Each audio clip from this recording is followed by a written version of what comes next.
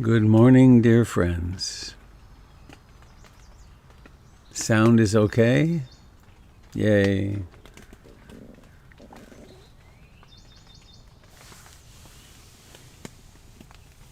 Saturday morning, May the 16th, I think.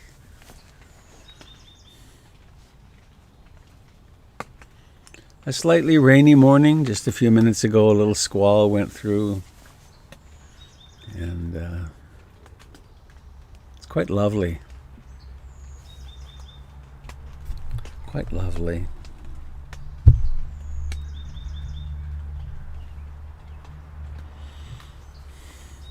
I have a beautiful poem for us this morning, Wendell Berry, that fits my space very well.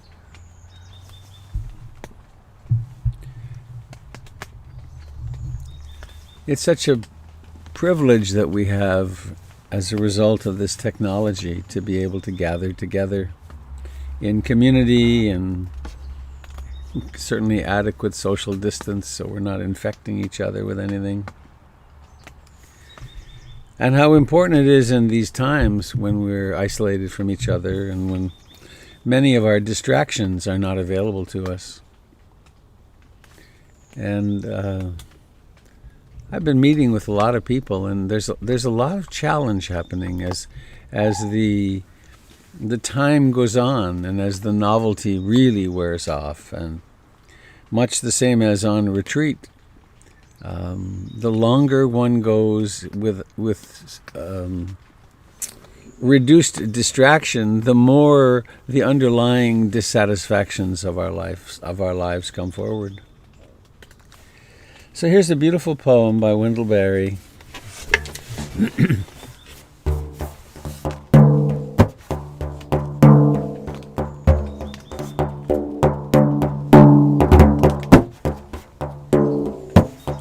When despair for the world grows in me, and I wake in the night at the least sound in fear of what my life and my children's and grandchildren's lives may be, I go and lie down where the wood drake rests in his beauty on the water, and the great heron feeds.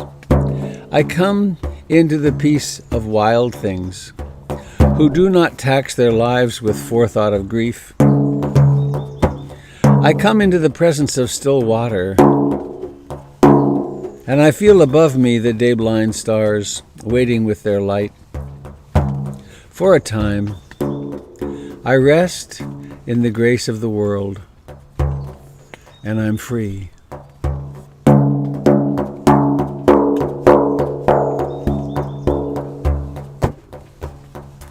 When despair for the world grows in me,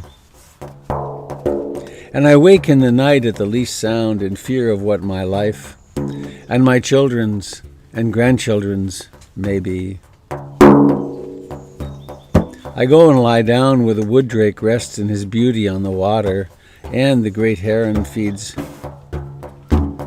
I come into the peace of wild things,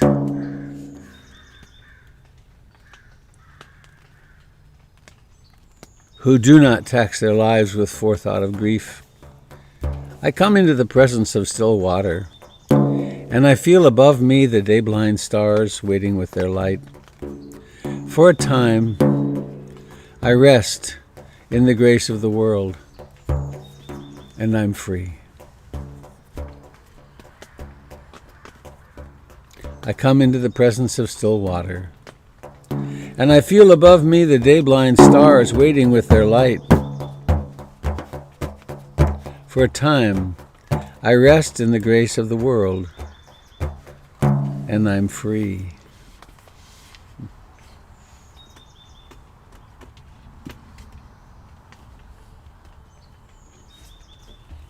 We are not apart from the crows up in the trees nearby, or the river flowing, or the seasons changing. We really belong here. Keep hearing them. And just like everything else, we come into being and then we get to do our dance. And we... Can you hear the crows?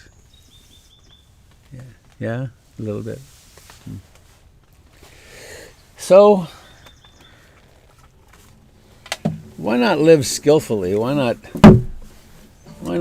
build lives, build our personalities in such a way that we live very lovingly and connectedly with each other and really with all beings.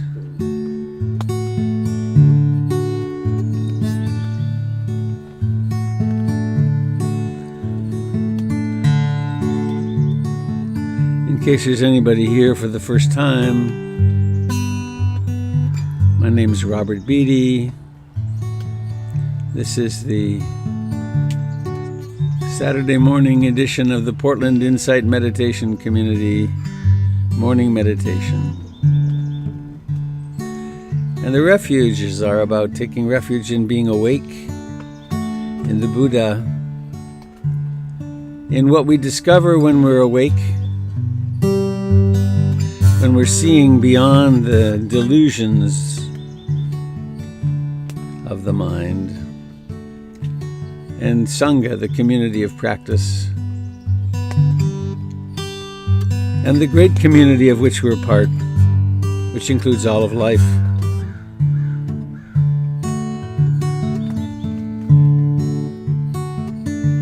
I take refuge in the Buddha, the one who shows me the way in this life. Namo Buddhaya, Namo Buddhaya, Namo Buddhaya.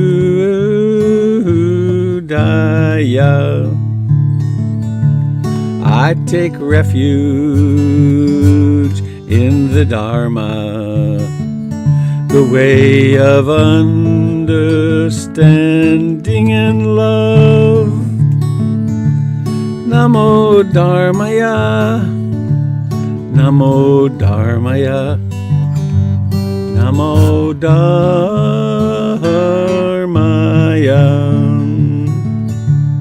I take refuge in the Sangha, the community of mindful harmony. Namo Sanghaya, Namo Sanghaya, Namo Sanghaya.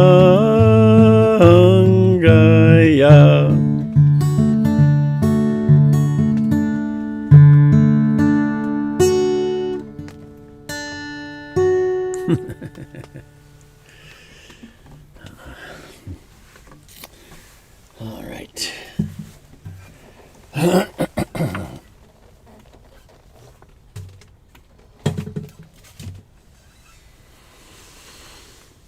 I come to the peace of wild things who do not tax their lives with forethought of grief.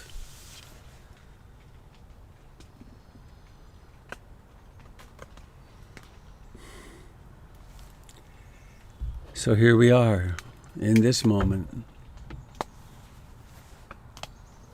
alive. And in this aliveness there are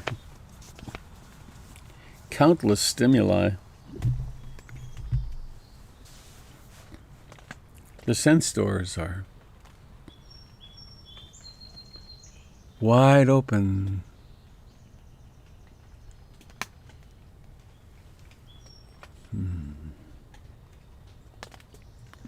Hearing.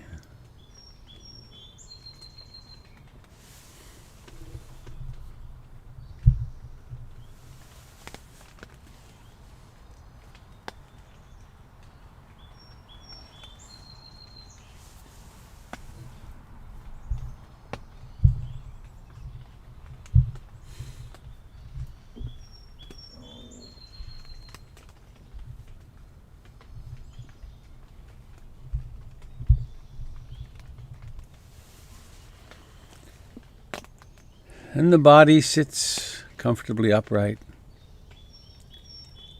Notice the aliveness where it touches the chair, where the feet touch the floor.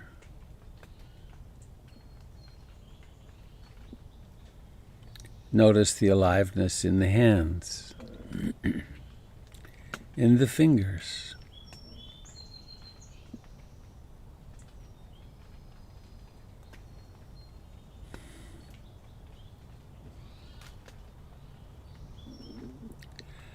There is a certain little bit of the universe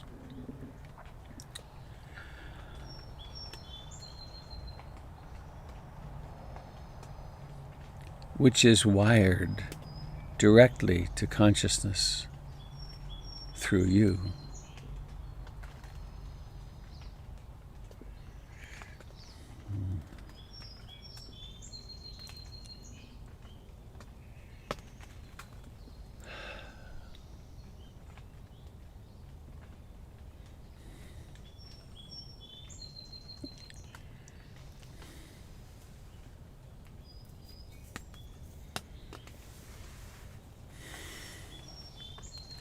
This body breathes.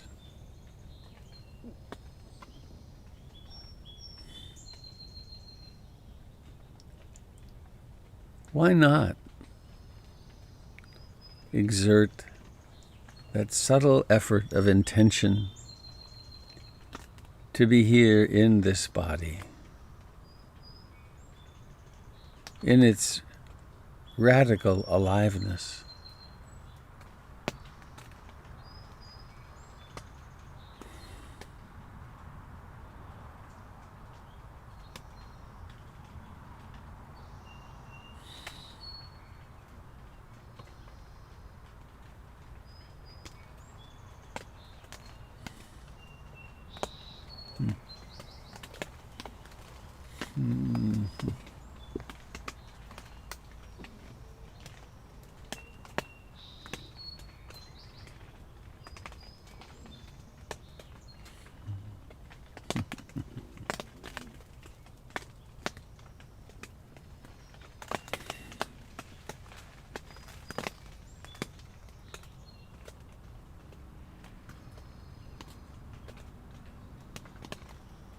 Each breath has its moment of beginning.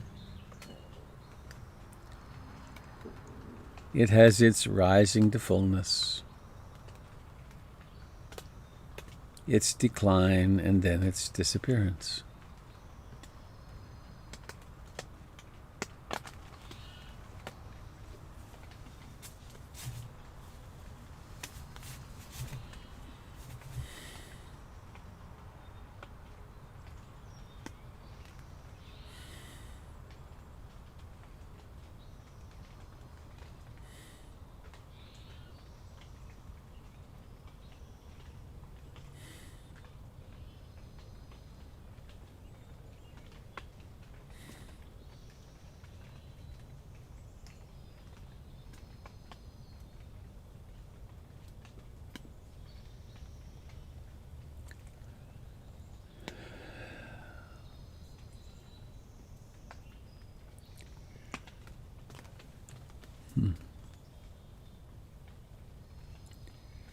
This body is not separate fundamentally from its environments. We take in the earth, the fruits of the earth. Daily, we need water. Daily. We are the earth manifesting as a human being. So when we come into contact lovingly with the body, we are in contact with nature.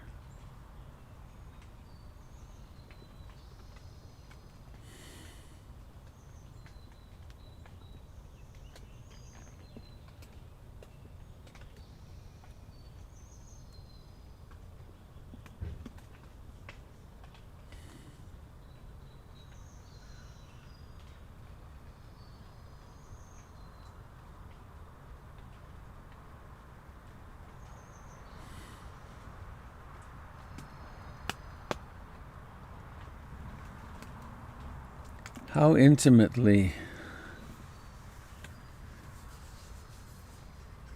can awareness inhabit the breath?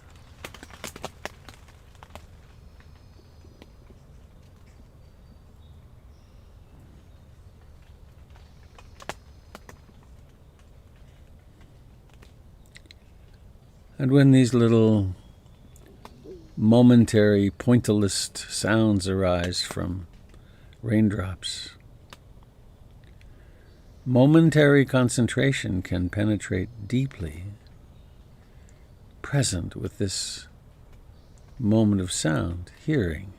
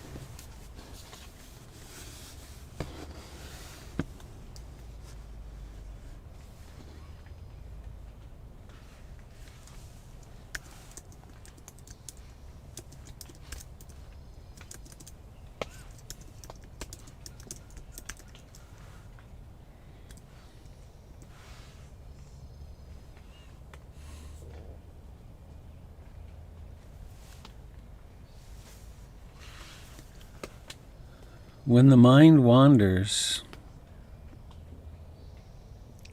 falls into a trance of the past or future,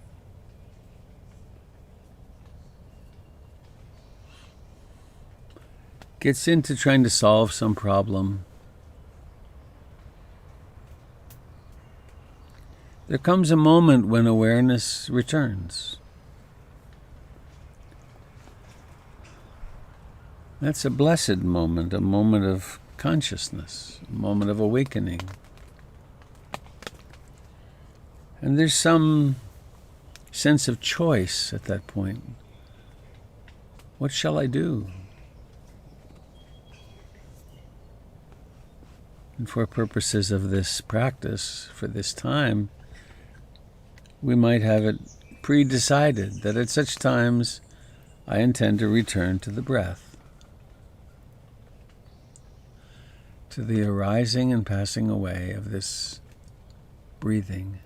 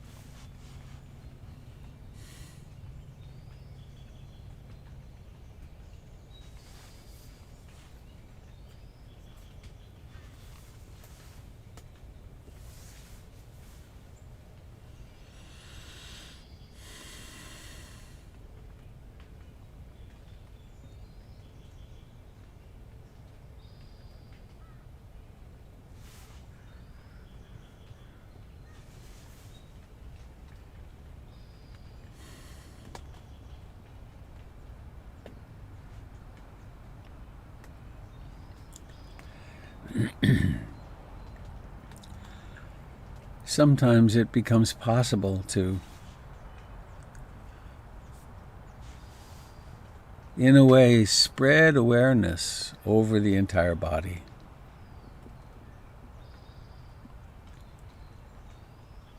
So one is aware in a slightly, not indirect, but less focused way of the life all the way from the toes into the legs to the pelvis, to the torso, the abdomen, the chest, fingers, arms, shoulders, neck, jaw, cheeks, eyes.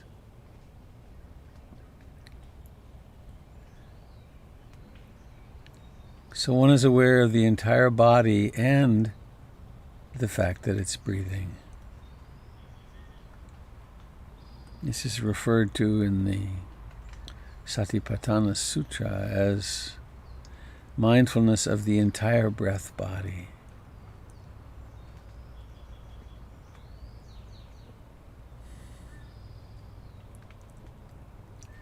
So we rest in the beauty of nature, this body.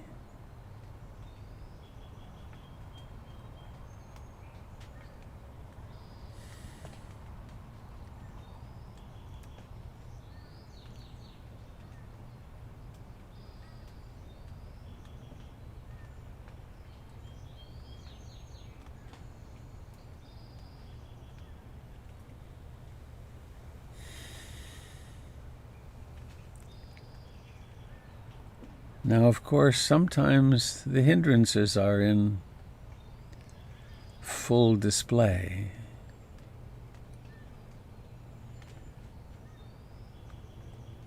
It could be fireworks of desire, wanting something, or disliking something, toiling over something. There could be restlessness and agitation, or sleepy dullness, sloth and torpor, or there could be doubt.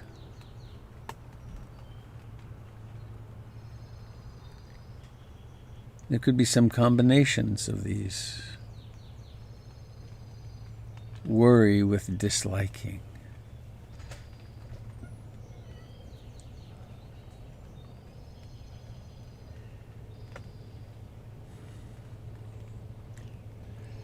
There are no circumstances in which mindfulness is not an appropriate medicine.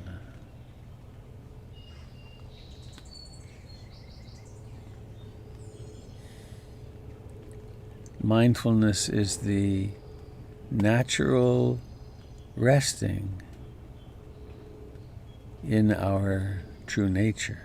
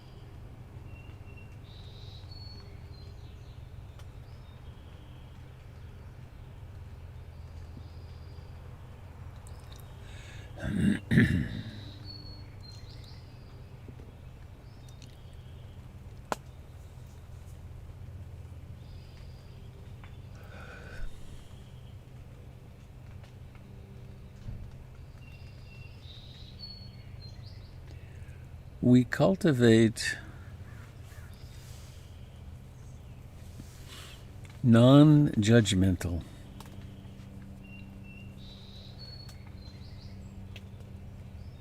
completely accepting,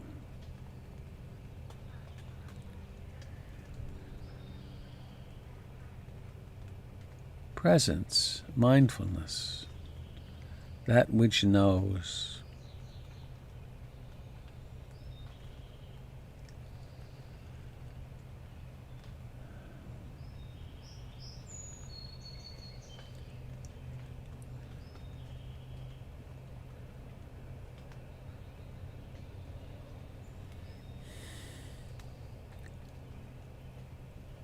We take as a training regimen a primary object like the breathing.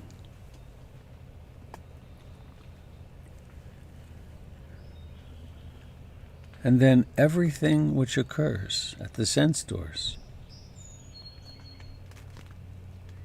is worthy of observation.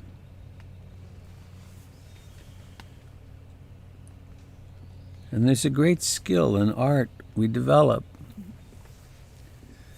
to neither attach to that which arises nor resist it.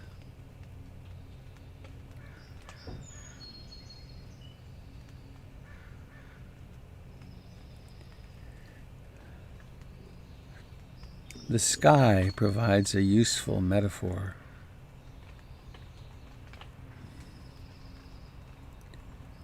Clouds travel through the sky. Birds travel through the sky. Day and night come in the sky. The moon travels through the sky. There's no resistance.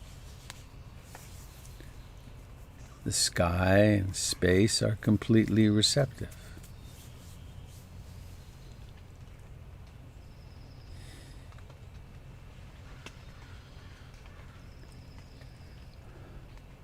Noticing how the body exists really with or inside awareness.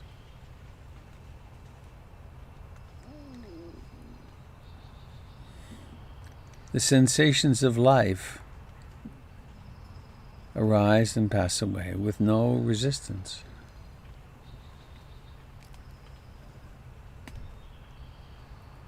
The same with thoughts. Notice how they come into being, how they are associated one with another, how they have an emotional tone sometimes.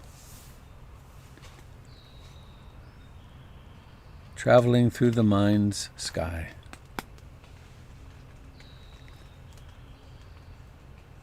Perhaps think of something from the past. Some small thing like getting up this morning. Or even maybe the story of your childhood. Where does it exist? In this space of awareness.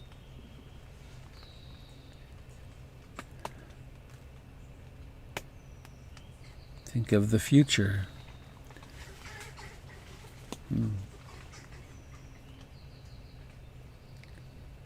What are you going to do this afternoon?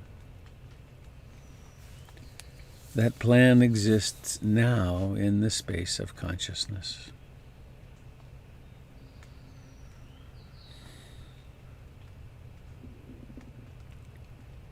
We are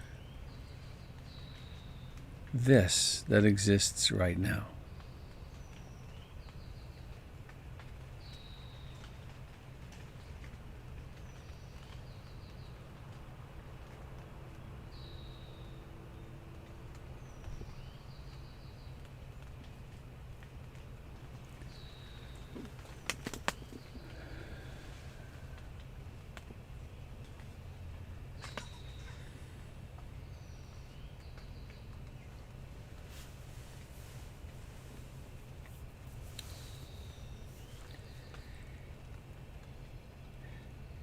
If we have a particular experience in mind, my meditation will be this particular way today. We are bound to suffer.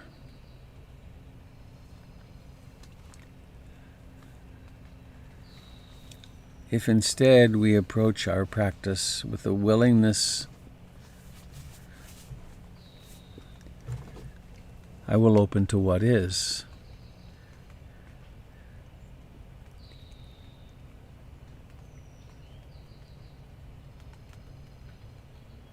We experience the peace of wild things, who have no forethought of grief.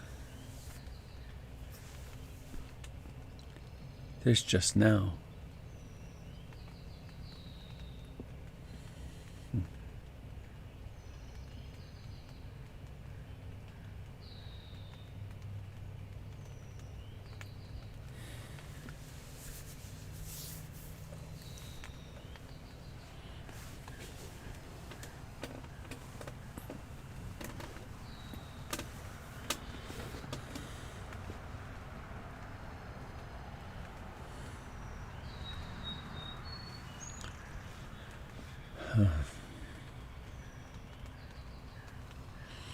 So on the one hand, we dissolve into our true, great, vast nature. On the other, we have these apparently separate bodies and lifetimes for which we must take responsibility.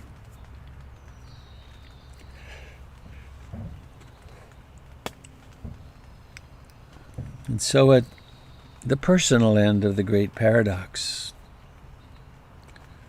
why not conjure up a kind feeling or thought for yourself?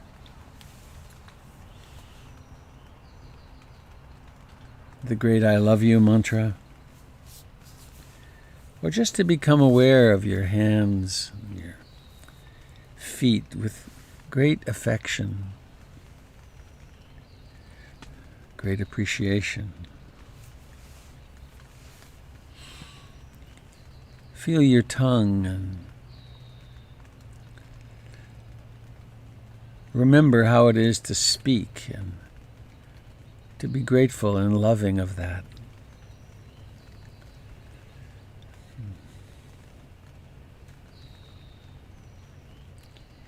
And for the most part, we don't know each other very well. We don't know the particulars of each other in this Zoom gathering. But we do know enough of each other to know everyone here really hungers to be loved and loving.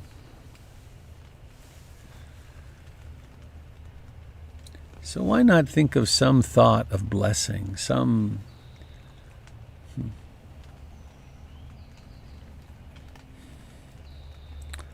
I just had the thought came through of, I know that you are going to die. I know that you are going to say goodbye to everyone and everything you hold dear. How then could I not be loving of you?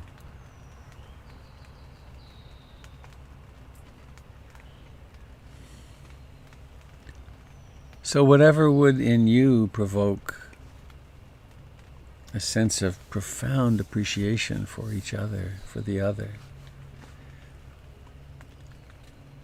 and do the preparation you need to, and then allow your eyes to open and see who's the first person your eyes fall on, and think a kind thought. The mind is so prone to comparison and competition and self-hatred, and we can short-circuit that just by staying in contact with our body and have a kind thought available.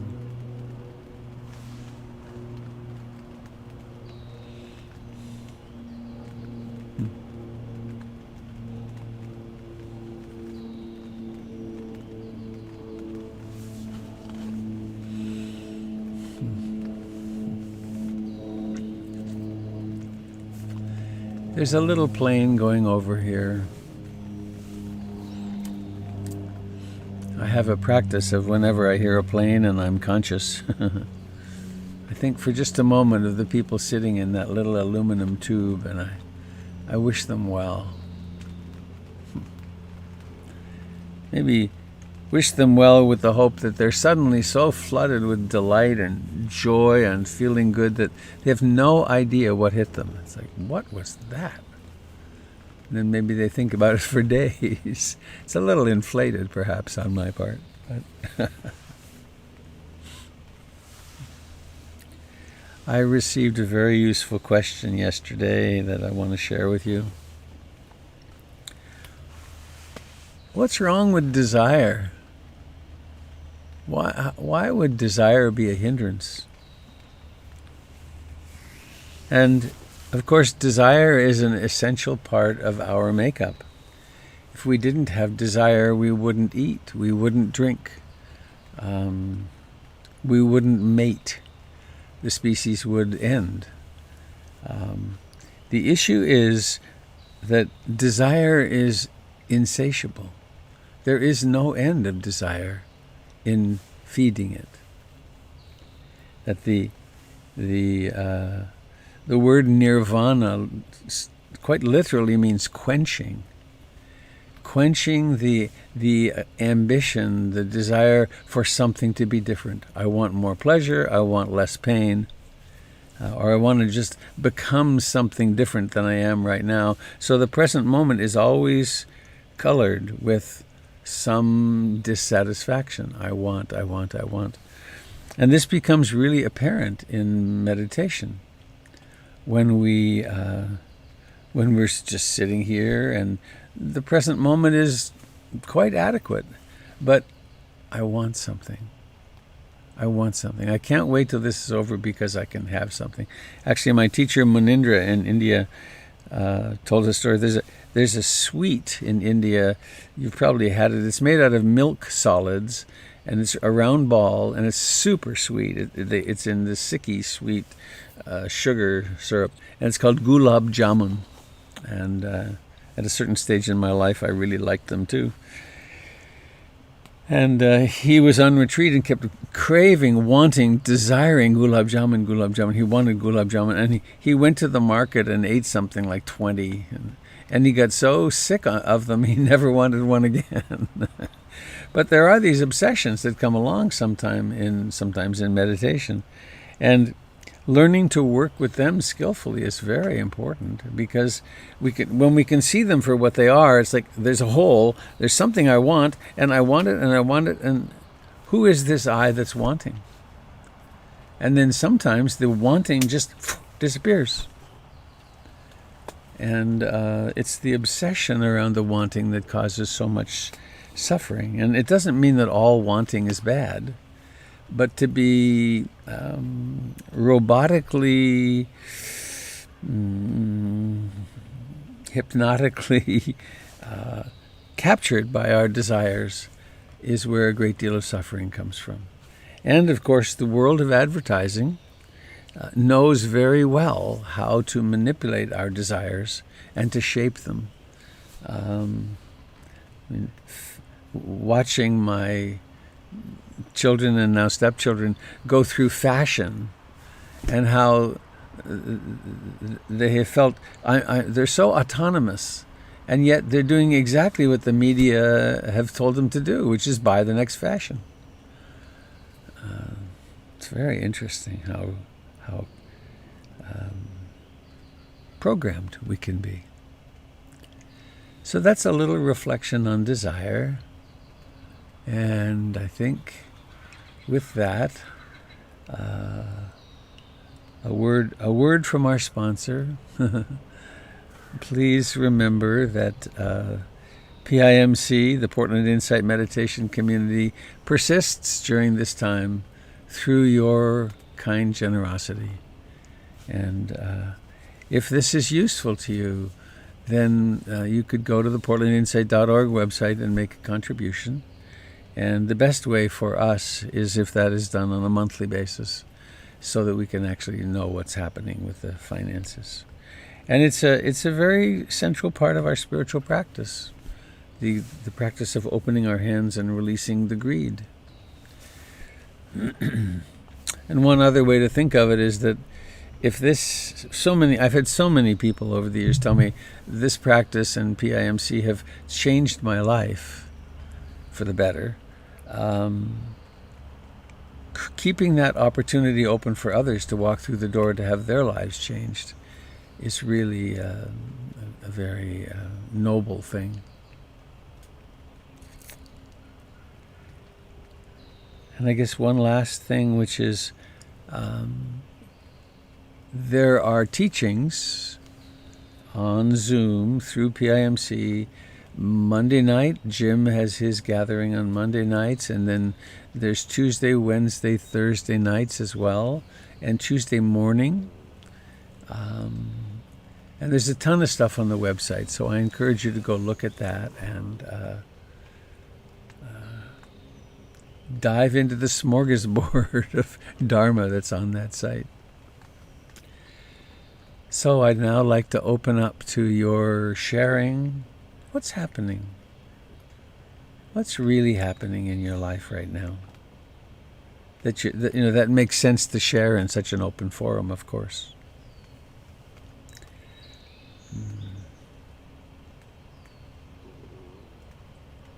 And how are you staying connected with the peace of wild things in this time?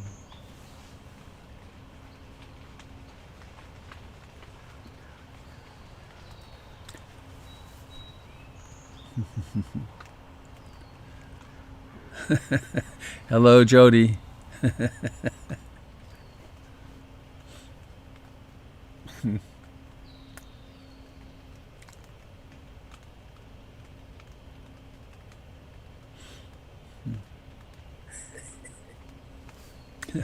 Hi, Jim. Hello. Got to get the light exactly right for all the plants. Beautiful light on you this morning. Look at the shrine to Mother's Day. Whoa, that's cool. Oh, look at that. We had several visits on Sunday. Yeah. Little texts, open your front door. Oh, nice. Beautiful. It's something pink about it.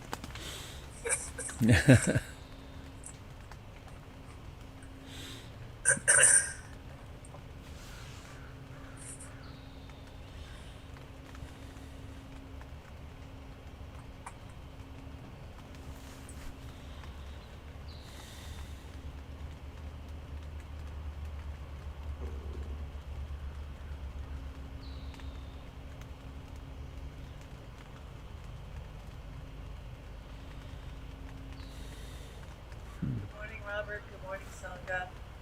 I know Michael's going to be rolling his eyes as I do this, but in terms of wild things, because I keep saying it to our neighbors and stuff, we've had 3 new birds visit our yard this year, and who knows why. I don't put out bird feed. I try to plant things that'll help them, but it's been a delight. So the birders out there, we had a hermit thrush, western tanager, and a yellow rumped warbler. So there we go. The wild things have been joining us briefly, and it's been lovely. Some new wild things. Would you say them again, please? The hermit thrush. Hermit thrush, western tanager, and a yellow rumped warbler. I like the last one. That last one is very colorful. Yellow rumped It's warbler. A beautiful yellow, beautiful baby. And did they warble? I can't. I'm not good enough a birder to hear and distinguish their songs. But their bird songs and their new songs in the area, and they may have taken off, but it was a treat. Yeah. Thank you. Well, there's been such a diminishment of birds. It's wonderful to have those.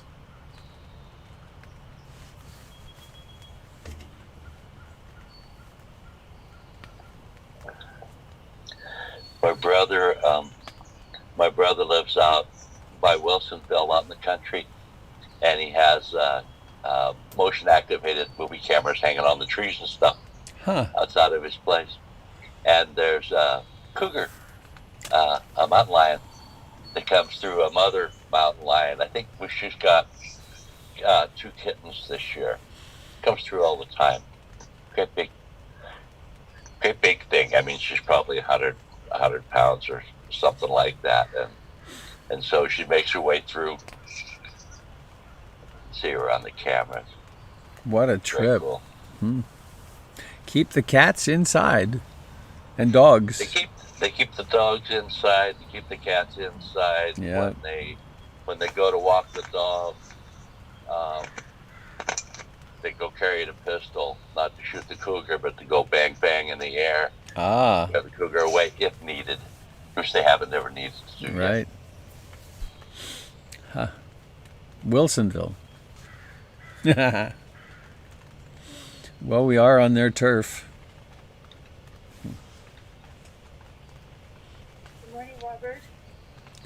I hear. Hello. Hi, Sherry.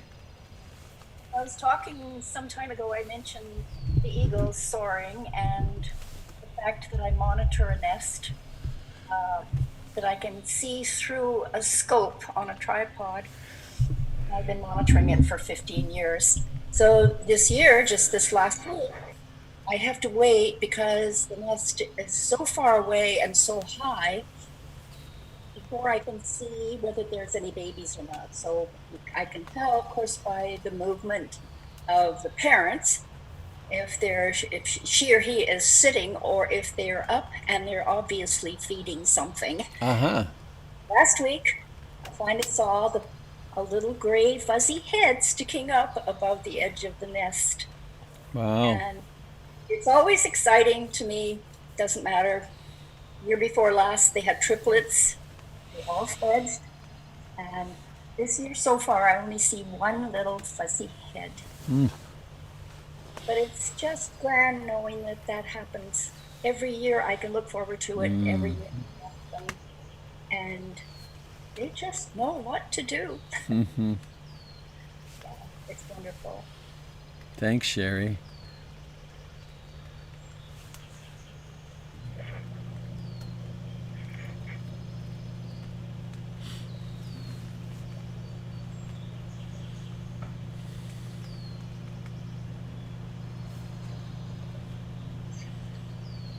Hi, this is Pamela. Yesterday we were going to go drive out to the beach, not go walk on the beach, but just to get some ocean air, and didn't make it very far because we wandered. I don't know if any of you know where Falls City is. It's a tiny little village at the beginning of the Coast Range, driving west, south of it's west of Salem, and then drove past Falls City and into the forest, and it's such a deep green right now. Everything is fresh green, and being in that really big forest, some of it's old growth and some of it's regrowth, but just all of the new green leaves, I breathed in, and it just felt like it filled my heart to be out in the country. Just felt great. Thanks, Pamela. Last night, just before I went to bed, I walked out on the back porch, and I live now in what's an urban area. It used to not be, but it is now. It's all grown up. And the symphony of, I guess, the frogs, called beepers, singing, was just amazing. Absolutely like an orchestral symphony in the quiet of the night. What a delight. Thanks, Russ.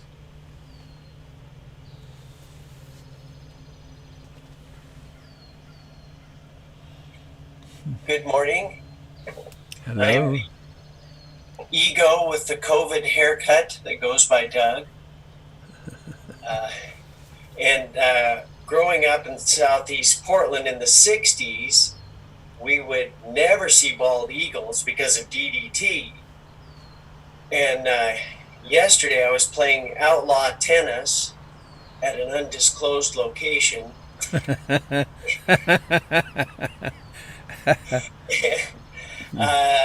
Not 100 feet from us was a bald eagle being attacked by 3 crows that were telling it, to get out of their nesting area.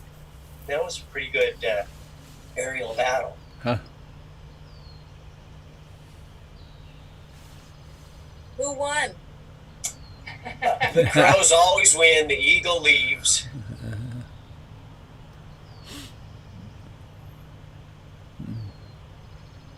I thought you were asking who won the tennis game.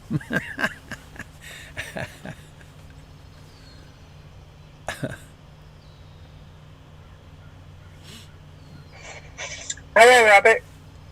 Can you hear me? I can. Right. Oh, it's So Jill. we've had Hi, Jilly. Yeah. Hello. So we've had a it's bear season out. So I was canoeing down the river the other day, and there was a big, huge black bear up on the side of the on the big sandy bank, and then a little cub came tottering along behind it playfully. So that was lovely, and then skiing last week up on the ice fields above the Alaskan coast. On 2 different days, we had wolverine tracks that we crossed as we were skiing along. And we've had a fox wandering through our yard repeatedly. And then a couple of days ago, I was hiking along this stretch of the Yukon River where there had been this amazing eagle's nest that every year the same eagles would come back, and it was just at eye level, and it was up in a dead poplar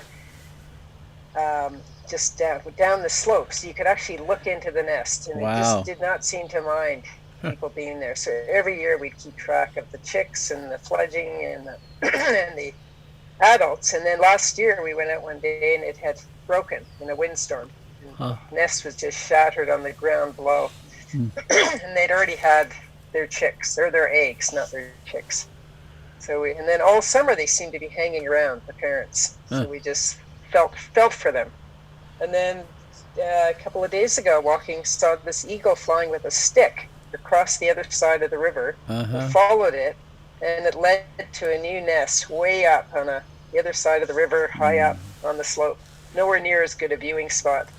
But I was very excited to see that it had remade a nest and was starting again. So that's our little wild things.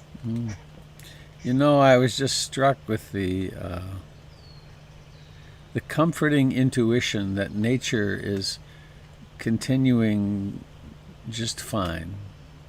I mean, there are terrible challenges and so on, but the eagles are building their nests, and the nature is healing herself. We humans, we're in a bit of deep shit right now, but there's a lot of other species that are, well, of course, I guess we all are, or many of us are, with the planetary changes that are happening. Anyway, I felt comforted knowing that was all happening up there in the Yukon.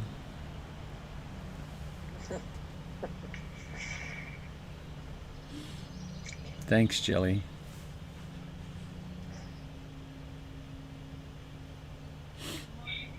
Hi, Robert. I hear. It's Susan. Hi, Susan. Hi. Good morning. Good morning. Susan of the peony painting. It's beautiful. It is beautiful. So this is, I think, semi-wild, but I love this. We have a peacock living in our neighborhood.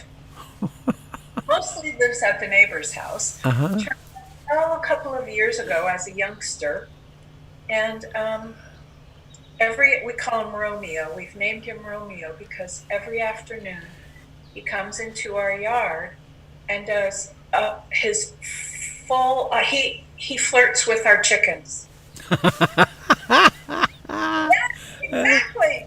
He is smitten with the chickens, and he just spends hours in full display in the backyard. Wow. Yeah.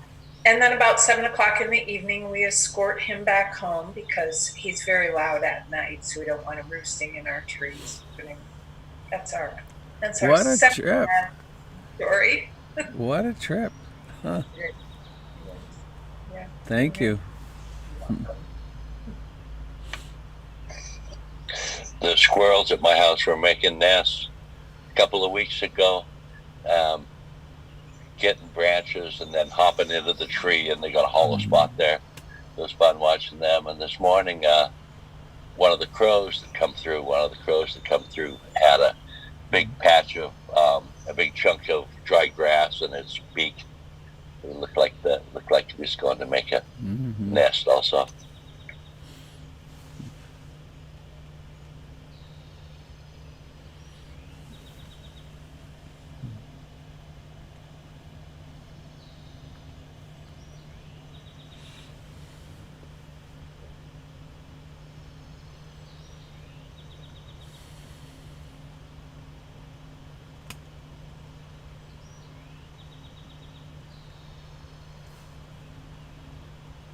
I have a nature story.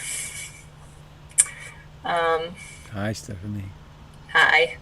So last weekend when I was picking up the boys, I felt real bad that I was there doing so at the coast. And then my father-in-law took us on this, I felt bad, but I was also enjoying it, I will say. But then, and we were very safe and we weren't in anyone's face, but we took this really nice hike on a logging road, and it was very gorgeous to be in with the trees and to see everything. But then we cut into this expanse where it's all just cut down, and it was like in the what's that one, Dr. Seuss, where you lose all the trees, and it just showed me what humanity was. So on one hand, I felt guilty for going into nature when I shouldn't be, but then I was seeing what we do with this nature as humans, and what right is that of us to have such excess. So that was just... Oh, Mommy. Okay. Oh, no. Sorry. So, yeah, that was just something I've been sitting with. Let's get another local like this one. Okay, we will. Sorry. That's all. Thank you. How dare you have a minute to yourself? How rudely selfish. Oh, God, at any time. Thank you. Hi, Stephanie and everyone. I just want to tell you how much I actually really enjoy seeing the children. It's been so great, honestly. I have an 18-year-old son now, and I see him at 4 p.m. every day. And it's not the sweet little face of my memory, right? So it's been so nice to see your boys, and I know there's another little face I've been seeing on screen, and I just enjoy it so much. So thank you. And also to all of the dog owners out there, I really love seeing the dogs as well. We don't have a dog, and it's just fills a hole in my life to see yours. So thank you all.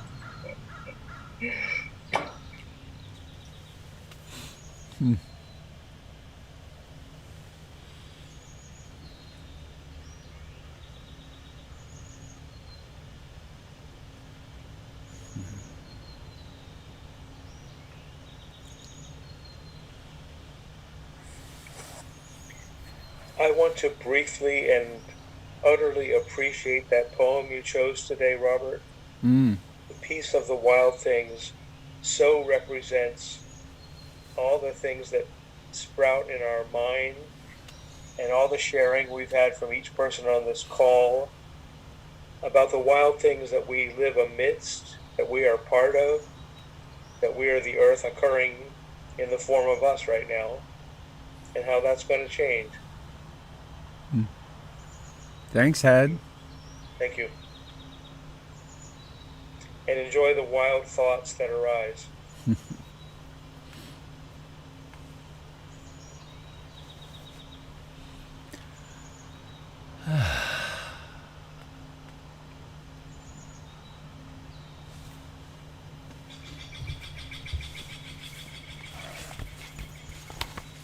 Just drawn to read the poem again.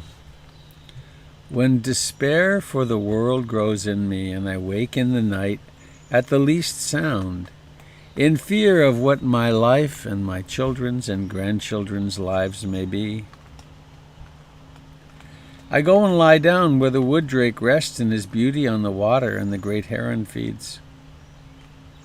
I come into the peace of wild things who do not tax their lives with forethought of grief.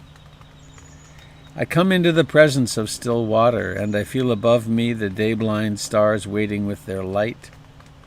For a time, I rest in the grace of the world, and I'm free.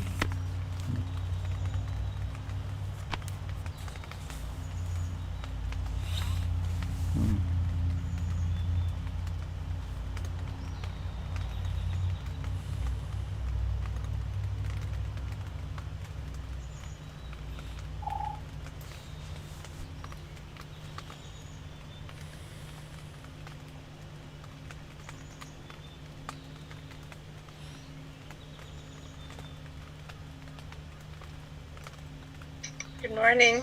Can you hear me? Absolutely. Hi. I have a nature story.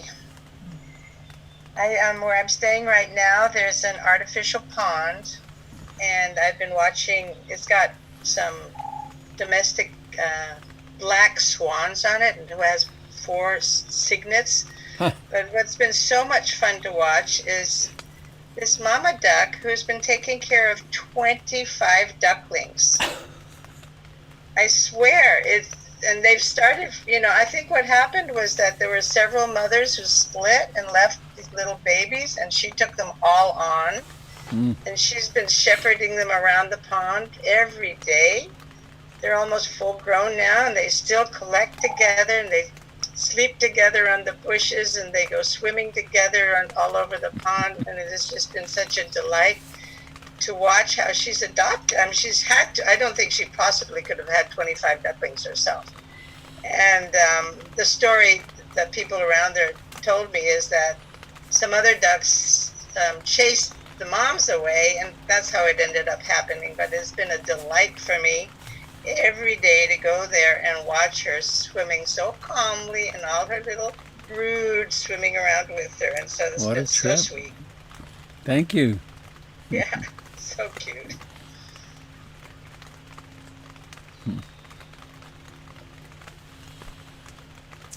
Well, it's a little after 8 already. Anybody sitting with something on the heart that would like to be said?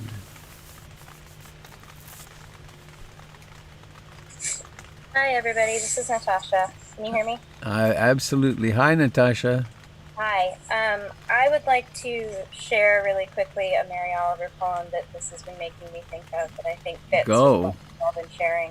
Wonderful. It's called Sleeping in the Forest.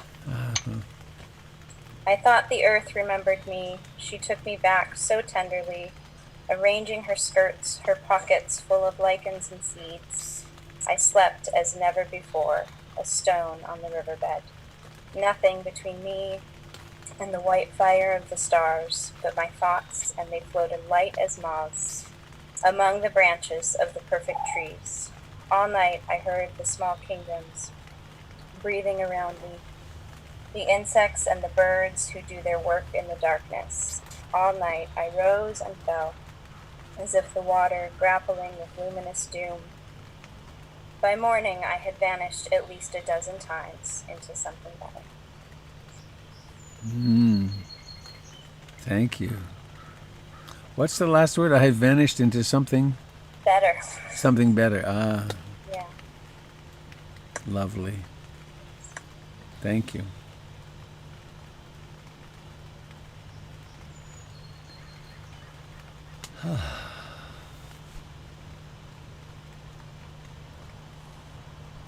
Well, I hope you have a wonderful day ahead of you, and I will not be here at 8 o'clock tomorrow morning, but at 10 o'clock, the usual Sunday gathering time at PIMC. So I'm going to unmute everybody and we can sing our song.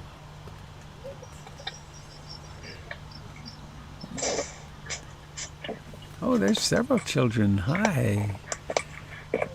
Oh, let me make the announcement. What day is it? Friday. 2 weeks from Friday, from yesterday, Rebecca and I are going to do a 1.5 hour gathering for the PIMC kids. And if you've attended, you'll be on the list, and I'm going to send out the notice today, hopefully. If you're not on the PIMC list of parents and kids, please send me an email, robert@robertbeatty.com, and I'll be sure to get you the link to that. So we'll be Rebecca doing her wonderful Dharma education stuff, and I'm going to sing a song with the kids each week. That's a song. So let's do our closing song. May all beings be happy. May all beings be happy.